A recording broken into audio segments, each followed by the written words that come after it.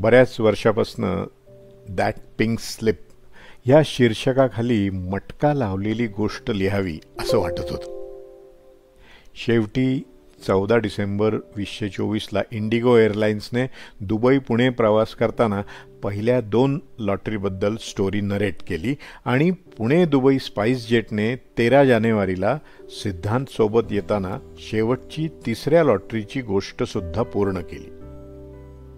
लॉटरीचं वेड म्हणजे खोट्या आशेवरती जगणं असंच होय. कथालेखन विलास एकाळे. स्वानुभव based on real life experiences. कथाकथन Vinay Sane. Music copyright free clips from YouTube. प्रेरणास्थान अण्णा, दादा आणि अक्का. 3 लॉटरी. मुळात लॉटरी हा शब्दच मोहक आणि लोभी होण्यासाठी प्रवृत्त करणारा आहे. पूर्वी आणि आत्ताही निष्क्रिय व्यक्तीला फक्त नशिबावर विश्वास ठेवून असणाऱ्यांना श्रीमंत होण्याचा लॉटरी हा एक सोपा पर्याय वाटायचा आणि वाटतो, अजूनही वाटतो. संपत्तीचा लोभ असणं हे कोणाला चुकलंय? अर्थात माझ्या अनुभवानं अपवाद हे अण्णा त्यातले मुख्य व्यक्तिमत्व होतं. कदाचित बाहेर कुठे असं डोकावून बघितलं नसेल त्यांनी, किंवा मग इतिहासातल्या व्यक्ती महात्मा गांधीजी अथवा अलीकडचे अण्णा हजारे हे अपवाद नक्कीच आहेत. पैशाचा लोभ असणं हे साहजिक आहे, मात्र सर्व उपलब्धी कर्म न करता केवळ लॉटरी लागेल ह्या आशेनं बसणं आणि नशिबाला दोष देणं खूप सोयीचं आहे. पण तो मार्ग नाही. कर्म आणि कर्तव्य न करता फक्त नशिबाला दोष देत बसणं म्हणजे दे रे हरी पलंगावरी असं होईल, नाही का? शाळेत असताना गणपत वाण्याची वाचलेली एक कविता आठवते. बिडी ओढत माडी बांधण्याचं स्वप्न बघणारा हा वाणी केवळ नशिबावरती अवलंबून मनात इमले बांधायचा. एकंदरीत लॉटरी हा प्रकारच मुळी नशीब आणि संधी, आशा आणि शक्यता ह्या गोष्टींवर अवलंबून असतो. नशिबानं संधी मिळेल म्हणून वेड्या आशेनं मनुष्य अनिश्चित आणि न होणाऱ्या गोष्टींवरती विश्वास ठेवून मोकळा होतो. लॉटरी, लकी ड्रॉ, जॅकपॉट आणि जुगार खेळणे ह्यात खूप फरक आहे. पण लॉटरीचं व्यसन लागून नक्कीच तो जुगार होण्यासाठी वेळ लागत नाही आणि व्यसनी लोक कधीच यशस्वी झाल्याचं आत्तापर्यंत कधी अनुभवास मिळालं नाही. अर्थात याविरुद्ध सगुणांचं आणि कर्तृत्वाचं व्यसन लागणं ही तर सर्वात मोठी देणगी आहे. वाईट व्यसनांच्या आधारी जाणाऱ्यांची संख्या प्रचंड आहे आणि लॉटरी लागून यशस्वी होणाऱ्यांची संख्या अगदीच नगण्य आहे. खूप लहान वयात श्रीमंत व्हावं असं वाटायला लागलं. अजून तर नीट शाळा पण पूर्ण झाली नव्हती. अगदी पहिल्या वर्गात आल्यापासून आपण श्रीमंत व्हावं असं वाटायचं. असं वाटण्याचं रूपांतर लालूच बाळगण्यात होणं हे स्वाभाविक आहे. लाभ व्हावा असं वाटून लोभी होणं हे क्रमप्राप्त होतच. असा हा 3 लॉटरीसाठी लहानपणी केलेला अट्टाहास कसा होता आणि इतरांना त्याचा त्रास कसा झाला हे सांगावंसं वाटतं. 6 दशकांनंतर आज लॉटरीचं स्वरूप खूप बदललंय. लॉटरी खेळण्याचे अनेक मार्ग निघाले आहेत. तरी सुद्धा लोभापोटी आणि वेड्या आशेसाठी लॉटरीचा पाठपुरावा करताना सर्व काही हरवून बसलेली खूप उदाहरणं आहेत. आणि सुदैवाने मी तो गणपतवाणी होण्यापासून कसा वाचलो याचं मुख्य श्रेय मुख्यत्वे करून अण्णा, दादा आणि अक्का ह्या कर्तृत्ववान आणि आदर्श व्यक्तींनाच जातं. कदाचित प्रसंग वेगळे असतील, पण नक्कीच मागच्या पिढीला आत्ताच्या पिढीशी कनेक्ट होईल ही अपेक्षा आहे. म्हणूनच connect between yesteryears and twilight years ह्या शृंखलेतून भाग क्रमांक 4 द्वारे व्यक्त करण्याचा हा माझा प्रयत्न. सुदैवाने सर्व तरुण मंडळी सुज्ञ आहेत, पण तरीही मोह कधीही निर्माण होऊ शकतो म्हणून सांगावंसं वाटतं. 1. महाराष्ट्र राज्य लॉटरी. कदाचित मी पहिल्या इयत्तेत असेन. त्यावेळी आम्ही लिंबगावला होतो. पैसे मिळावेत असं वाटायला लागलं. अण्णांनी माझ्यासाठी मध्यवर्ती बँकेत खातं उघडल्याचं आणि त्या खात्याचं पासबुक बघितल्याचं मला आठवतं. बँकेची इमारत शाळेजवळच होती. बायना आजी रोज एक गोष्ट सांगायच्या आणि त्या बदल्यात मला कधी 4 आणे म्हणजे 25 पैसे किंवा कधी 10 पैसे मिळायचे. अण्णा सुद्धा तेवढेच द्यायचे. मग ते माझ्या खात्यात जमा करायचे. गावाच्या बाहेर महानुभाव पंथाचं मंदिर होतं. तेथे यात्रा भरायची. कधी आईचे सुटे पैसे घेऊन मित्रांसोबत जाऊन खाऊ घेणं वगैरे प्रकार व्हायचे. आईला कळलं तेव्हा ती खूप रागावल्याचं आठवतंय. पैसे कमावण्याचा मी मग अजून एक मार्ग शोधला. अण्णांकडे हट्ट करून पतंगाचं सर्व सामान आणून भाताच्या शीतानी चिकटवून पतंग बनवून विकल्याचं आठवतंय. त्यावेळी बऱ्याचदा अण्णा जिल्ह्याच्या ठिकाणी म्हणजे नांदेडला जाऊन महिन्याभराचं किराणा सामान आणायचे. कधी कधी ते आम्हाला घेऊन जायचे.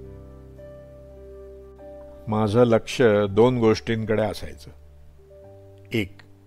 नांदेडचा गुरुद्वारा आणि तिथला चवदार शिरा. अण्णा नांदेडच्या गुरुद्वारात घेऊन जायचे. आतमध्ये जाताना डोक्याला रुमाल बांधायचा आणि प्रसाद म्हणून खूपच गोड आणि छान शिरा मिळायचा. मला खूप आवडायचा. आणि नंबर 2, भुरे यांची बटाटे घालून केलेली फोडणीची खिचडी. सर्व सामान घेऊन परत जाताना अण्णा त्यांचे एक माजी विद्यार्थी भुरे यांच्या कपड्याच्या दुकानात घेऊन जायचे. ते राजस्थानी होते. ते पूर्णपणे शरीरानं पण भुरेच होते. आम्ही गेलो की ते त्यांच्या घरी फोडणीची खिचडी करायला सांगायचे. बटाटे घालून केलेली फोडणीची ती खिचडी खूपच चवदार लागायची. हे सर्व करून आम्ही लिंबगावला परत जायचो. एकदा काय झालं की आम्ही नांदेड बस स्टेशनवर गेलो. तिथे एक खूप मोठं होर्डिंग बघितलं मी. त्यात मोठ्या अक्षरात लिहिलं होतं, 1 रुपया द्या आणि गाडीभर पैसे मिळवा. त्यात एक बैलगाडी दाखवली होती आणि त्यात खूप रुपये होते. गाडीभर पैसे बघून मला खूपच कुतूहल निर्माण झालं. मला वाटलं हा तर किती सोपा मार्ग आहे. मी अण्णांना ते लॉटरीचं तिकीट घेण्यासाठी आग्रह करायला चालू केलं. अण्णा ठरले हाडामासाचे शिक्षक. त्यांच्या तुटपुंज्या पगारात ते असे छंद बाळगणं अशक्य होतं. आयुष्यभर त्यांनी कधीही अंथरुणाबाहेर पाय पसरल्याचं किंवा कोणाकडे उधार मागितल्याचं माझ्या तरी आठवणीत नाही. ते खूपच स्वाभिमानी होते. आहे त्यातच आपण कसे समाधानी आहोत हे दाखवण्यात किंवा तसे वागण्यात त्यांनी कधीही कसूर सोडला नाही. आणि खरंच आम्हाला कधीही काहीही कमी पडल्याचं आमच्या आठवणीत तरी नाही. एका शिक्षकाचा संसार ते खूप काटकसरीनं पण नेटाने करत. आईची खूप मोठी साथ होती त्यांना. कधीही अवाजवी आणि अवास्तव मागणी करायची नाही ती. अक्काची जबाबदारी तर संपली होती आणि दादाला 100 रुपयांची मनी ऑर्डर करून अण्णा आम्हा बाकी 5 भावंडांना उरलेल्या 300 रुपयांमध्ये सांभाळायचे. त्यामुळे कुठल्याही लॉटरी किंवा तत्सम प्रलोभनाला ते कसे बळी पडणार. पण माझ्या हट्टापुढे त्यांना काही उपाय सुचत नव्हता. मी थोडाच सुहास म्हणजे लहान भाऊ होतो. सुहास समंजस होता. त्यानं कदाचित समजून घेतलं असतं. एकदा सुहासला लहान असताना खेळणी हवी होती. लाकडाची एक छोटीशी बस हवी होती त्याला. पण अण्णांनी त्याला त्याऐवजी आईला मदत होईल म्हणून प्लास्टिकची भांडी घेण्यासाठी राजी केलं होतं. मी मात्र काही केल्या ऐकत नव्हतो. ती रुपयांनी भरलेली बैलगाडी मला मोहात पाडत होती. शेवटी मी अण्णांना 1 रुपयाचं लॉटरीचं तिकीट घेण्यासाठी भाग पाडलं. आम्ही तिकीट घेऊन लिंबगावला परत गेलो आणि पुढचा 1 आठवडा मी लॉटरीच्या निकालाची वाट बघण्यात घालवली. जशी जशी रिझल्टची तारीख जवळ येत होती तशी तशी उत्कंठा वाढत होती. निकालाच्या दिवशी मी बाहेर जाऊन कुठून तरी वर्तमानपत्र आणलं आणि अण्णांना रिझल्ट बघण्यासाठी दिलं. अण्णांनी सुद्धा तिकीट काढून सर्व नंबर एक एक करून जुळवून बघितले. एकही अंक जुळला नाही आणि लॉटरी न लागण्याचं नैराश्य पदरी पडलं. त्या दिवसापासून लॉटरीचं तिकीट काढण्यासाठी मी अण्णांना कधीही आग्रह केला नाही. लॉटरीद्वारे नशिबाची चाचणी घेण्याची आयुष्यात ही पहिली वेळ होती. वेडी आशा आणि प्रलोभन, श्रीमंत होण्याचे वेड, ह्या दोन्ही गोष्टी माझ्या स्वभावाच्या प्रतिकृती बनल्या आणि आजपर्यंतही मी त्या प्रलोभनाच्या भोवऱ्यातून सुटू शकलेलो नाही. कष्ट न करता कमी वेळेत श्रीमंत होण्याचं स्वप्न कधी सुटलं नाही. पण कष्टाविना फळ कधी मिळालं नाही हेही तेवढंच खरं आहे. असो, आयुष्यातल्या पहिल्या लॉटरीचा अंतिम निकाल निराशादायक होता. लॉटरी नंबर 2, ती गुलाबी रंगाची चिठ्ठी, दॅट पिंक स्लिप. अण्णांची लिंबगावहून तालुक्याच्या ठिकाणी म्हणजे देगलूर येथे बदली झाली होती. अक्का आणि भाऊजी तेथे होते. अक्का डीएड करत होती आणि भाऊजी एकलारेला नोकरीसाठी हर्क्युलस सायकलवर जायचे. अक्का देगलूरला आहे म्हणून देगलूरची वेगळी ओढ आणि आकर्षण होतं. मी 4थ्या इयत्तेत होतो. बहुतेक 6माही परीक्षा होती. दुसऱ्या दिवशी गणिताचा पेपर होता. मला आठवतं त्यानुसार नारलावार गुरुजी गणित शिकवायचे. डोक्याला टक्कल, पांढरी विजार आणि पांढरा पायजमा घालायचे. ते कडक होते एकदम. आम्ही गांधी चौकाजवळ श्री लिंबूरकर पाटलांच्या घरी राहायचो. समोर एक प्रवीण प्रिंटिंग प्रेस होती. त्याच्या बाजूला मुस्लिम गृहस्थ चौधरी राहायचे आणि बाजूला एक घर होतं. तिथे माझा एक मित्र चंदू राहायचा. उजव्या बाजूला एक हॉटेल होतं.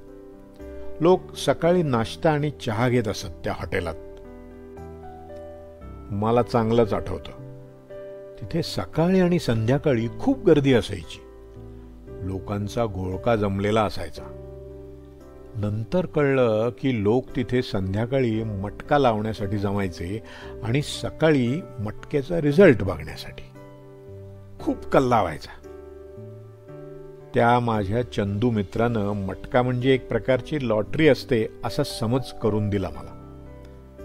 नंतर खूप वर्षानंतर कळून चुकलं की तो एक जुगार खेळण्याचा किंवा सट्टेबाजी खेळण्याचा आणि श्रीमंत होण्यासाठीची शक्यता आजमावण्याचा खेळ होता. थोडक्यात तो एक जुगार खेळण्यासाठी किंवा जॅकपॉट लावण्यासाठी आणि नशीब आजमावण्यासाठीचा अड्डा होता. चंदूच्या घरी त्याचे सर्व कुटुंबीय मटका खेळण्यात सामील असायचे. त्यानं माझ्या लालची स्वभावाला जागृत केलं. परत एकदा मला वाटलं की आपणही श्रीमंत व्हावं. चंदूनं मला अगदी व्यवस्थित समजावलं की मटका लावणं हा श्रीमंत होण्याचा एक सोपा मार्ग आहे.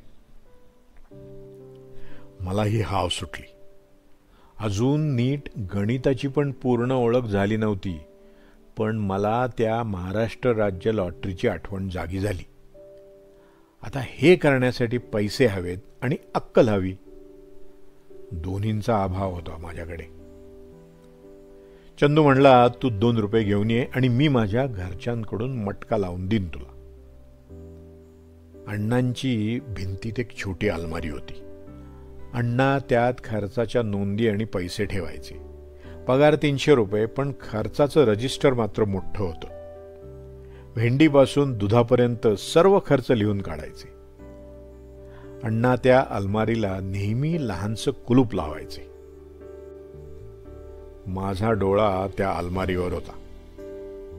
मी बऱ्यापैकी रेकी करत होतो. एके दिवशी दुपारी अण्णांनी अलमारी उघडी ठेवली आणि ते हॉलमध्ये झोपले. अण्णा नेहमीच गाढ झोपायचे. डल्ला मारण्यासाठी अशी संधी पुन्हा कधी मिळणार? मी चोर पावलानं हळूच अलमारी उघडली आणि अगदी अलगदपणे 2 रुपये घेतले. पावलांचाही आवाज होऊ न देता तिथून मी दूर निघून गेलो आणि सरळ चंदूला गाठलं. त्याला 2 रुपये दिले आणि मटका लावण्यासाठी त्याला विनंती केली. दुसऱ्या दिवशी मी श्रीमंत होणार आणि मी सर्वांनाही बातमी देणार आणि अण्णा मला शाबासकी देणार अशी आशा होती. दुसऱ्या दिवशी गणिताचा पेपर. मटका लागण्याच्या आशेत रात्रभर तळमळत होतो मी. काही केल्यात झोप लागत नव्हती. अण्णांना वाटलं मी परीक्षेचं टेन्शन घेतलं असणार. मधून मधून अण्णा मला झोपण्यासाठी सांगत होते, पण मला कसली झोप लागते. मी अस्वस्थच होतो. दुसऱ्या दिवशी मी श्रीमंत होणार ह्या अस्वस्थतेत मी रात्र काढली. अण्णांचा गैरसमज झाला होता की मी खूप अभ्यास केला होता, पण परिस्थिती वेगळीच होती. परीक्षेवर अपेक्षित परिणाम झाला. पेपर अवघड गेला. घरी येईस्तोवर गल्लीतल्या लोकांनी गुरुजी तुमच्या मुलानं मटका लावला हे सांगण्यात आणि अण्णांचा रागाचा पारा उंचावण्यात कुणीही कसर सोडली नाही. घरी आल्यानंतर भरपूर धपाटे मिळाले. मटका तर लागला नाही, पण चटका मोठाच लागला होता. चंदू मात्र नामनिराळा झाला. त्यानं काहीच केलं नव्हतं. त्यानं फक्त मला 2 रुपये चोरण्यासाठी प्रवृत्त केलं होतं. यापुढे मटका लावणे या गोष्टीकडे कधीच वळून बघितलं नाही मी. इंजिनिअरिंग कॉलेजमध्ये असताना माझे बरेच मित्र मटका खेळायचे, पण मी मात्र कधी ढुंकूनही तिकडे बघितलं नाही. अशा प्रकारे त्या पिंक स्लिपला मी तिलांजली दिली. लॉटरी नंबर 3 पत्ती, 1 दृष्टिभ्रम. 11वी नंतर म्हणजे बहुतेक 1981ची उन्हाळी सुट्टी होती. 12वीला जाण्यासाठी बरेच जण 11वीच्या उन्हाळी सुट्टीत कोचिंग क्लास लावायचे. दादा पुण्याला असल्यामुळे साहजिकच देगलूरहून पुण्याला येऊन कोचिंग क्लासला जावं असं वाटलं आणि मी सुहाससोबत लक्ष्मीनारायण निवास टिंगरे नगर येथे दादाचं वास्तव्य होतं तिथे राहण्यासाठी आलो. त्यावेळी पुण्यात जाईल ट्युशन क्लासेस हे खूप प्रसिद्ध होते. टिंगरे नगरवरून तिथे जाण्यासाठी 2 बस बदलाव्या लागायच्या. 158 नंबरच्या बसनं पुणे स्टेशन आणि तिथून पुढे दुसरी बस. खूप त्रासदायक प्रकार होता. दादानं 500 रुपयाचा चेक देऊन माझी ऍडमिशन घेतली होती, पण तो चेक वाटण्याआधीच मी दादाला तो क्लास होणार नाही अशी कबुली देऊन चेक थांबवला. मग काय, सुट्टीत सुट्टी. आप्पा बळवंत चौकात स्टेशनरी आणि पुस्तकं छान मिळायची. त्यावेळी सुदर्शन वह्या छान मिळायच्या. पेपरची क्वालिटी खूप छान असायची. एका बाजूला लाईन्स आणि दुसऱ्या बाजूला कोरे कागद म्हणजे जीवशास्त्रासाठी अत्यंत योग्य वही. त्या वह्या आणून जीवशास्त्राच्या नोट्स काढायचं ठरवलं. दादाकडे हट्ट करून 50 रुपये घेतले. मी आणि सुहास 158 नंबरची बस धरून पुणे स्टेशनला पोचलो. तिथे दुसरी बस बदलण्यासाठी उतरलो. तिथून बाहेर आल्यावर विरुद्ध दिशेला बसस्टॉपचं एक्सटेन्शन होतं. उजव्या बाजूला ससून रुग्णालय आणि डाव्या बाजूला स्ट्रीट शॉप्स होते. थोडीशी दृष्टी बाजूला गेली तर एक पत्त्याचा खेळ चाललेला दिसला. एक माणूस 3 पत्ते दाखवायचा आणि पालटून फिरवायचा. जो कोणी ते पत्ते ओळखील त्याला बोली लावल्याच्या दुप्पट पैसे द्यायचा. असं वाटायचं हे किती सोपं आहे. सुहास समंजस होता. मी त्याला म्हणालो की मी खेळून बघतो. तो हो म्हणला. मग मी 5 रुपयाची बोली लावली. मी जिंकलो आणि 10 रुपये मिळाले. असं करत मी जवळपास 20 रुपये जिंकलो. मला मोह आवरत नव्हता, पण सुहास मला तिथून निघून जाण्यासाठी सांगत होता, कारण दादाला कळल्यास खैर नव्हती आमची. माझ्यातला लालची माणूस पुन्हा वर डोकावत होता. मला वाटत होतं आपण खूप पैसे घेऊन घरी जाऊ आणि दादाची शाबासकी मिळवू. अगदी त्या लाल गुलाबी रंगाच्या चिठ्ठीची म्हणजे मटक्याची पुनरावृत्ती होत होती. मी मात्र त्या मोहातून बाहेर येण्यासाठी तयार होत नव्हतो. सुहासला माझ्या आग्रहाखातर काही बोलता येत नव्हतं. त्याचा नाईलाज होता. मी त्या भोवऱ्यात अडकलो होतो. यालाच जुगार म्हणतात हे पुढे कळलं. त्याआधी काही वर्षांपूर्वी मी 6वीत असताना मी शिवाजी सावंतांच्या मृत्युंजयचे पारायण केलं होतं. त्यामुळे युधिष्ठिरानं कौरवांसोबत खेळलेला जुगार आठवला. पण तरीही पैशाचा मोह काही आवरत नव्हता. मी परत बोली लावली आणि एक एक बोलीमागे हारत गेलो आणि दादाने दिलेले सर्व 50 रुपये त्या जुगारात मी हरलो. वही आणणं तर सोडाच, टिंगरेनगरला घरी परत जाण्यासाठी बसच्या तिकिटाचे पैसे सुद्धा शिल्लक राहिले नाहीत. घरी जाऊन दादा काय शिक्षा देईल ह्यापेक्षा घरी कसं जावं हा मोठा प्रश्न होता. मी आणि सुहास तिथून चालत रुबीपर्यंत आलो असू. तिथून एक बैलगाडी जात होती. आम्ही ठरवलं जिथपर्यंत लिफ्ट मिळेल तिथपर्यंत जाऊ आणि मग पुढचं पुढे बघू. सुदैवाने तो बैलगाडीवाला लोहगावला जात होता, म्हणून आमच्या बसस्टॉपपर्यंत जाण्याचा प्रश्न सुटला. दृष्टीभ्रम म्हणजे मृगजळासारखा आहे. दिसतं पण तरी नसतं ते. पत्तेवाला चतुर होता की मी लालची होतो. भूतकाळ आठवला तर कळून चुकतं की अशा कुठल्याही प्रलोभनाला अण्णा बळी पडले नव्हते. अंथरूण बघूनच ते पाय पसरायचे, म्हणून ते शांत झोपायचे अगदी शेवटपर्यंत. ह्यानंतर मात्र मी कधीही जुगार खेळला नाही. पण पैसे मिळवणं आणि श्रीमंत व्हावं हेही उद्दिष्ट कधी सोडलं नाही. शेवटची लॉटरी होती परदेशी नोकरी मिळवणं आणि भरपूर पैसे कमवून 1 रूम किचनचा फ्लॅट घेणं. दुर्दैवाने आजपर्यंत ना मी श्रीमंत झालो ना पैशाचा हव्यास सुटला. कारण श्रीमंत होणं हे तसं बघायला गेलं तर अगदीच सब्जेक्टिव्ह आणि रिलेटिव्ह गोष्ट आहे. अण्णांसारखा स्वतःचा तोल सांभाळणं, आहे त्यात समाधान मानणं आणि प्रलोभनाला बळी न पडणं ह्यातच समाधान आणि आनंद दडलाय. यालाच म्हणतात न संपणारी गोष्ट. Never enough story.